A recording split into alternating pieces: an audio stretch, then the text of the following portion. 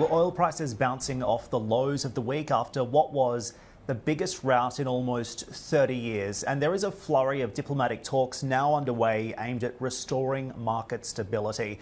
President Donald Trump reaching out to Saudi Arabia's Crown Prince Mohammed bin Salman just yesterday.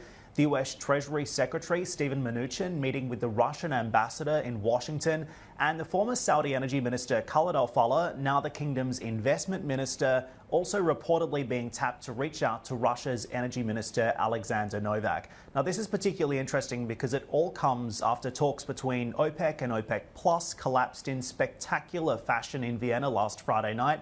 That, of course, prompting an epic price war and battle for market share. Saudi Aramco says the kingdom now plans to pump a record 12.3 million barrels per day in April. That is well above the current production level of 9.7 million barrels per day, and all at discounted prices.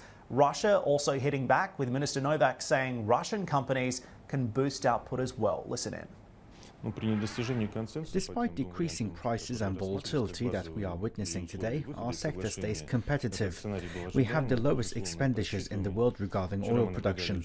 We are competitive in the world market. Concerning the production, I think today companies will revise their investment plans and their production volumes. We have the potential to increase production. I think that in the short term we can increase production to 200 to 300,000 barrels per day. And in perspective, the potential is for 500,000 barrels per day in the nearest future. Alexander Novak there, and with both Riyadh and Moscow pumping at record levels, the pressure is now on the US administration and its fragile shale industry. Moody's says those firms have about $40 billion in debt coming due this year, and many aren't cash flow positive with oil under $50 a barrel. So now they're slashing dividends and capex to combat the crisis. Of course, the question now, how long can shale survive a prolonged market downturn?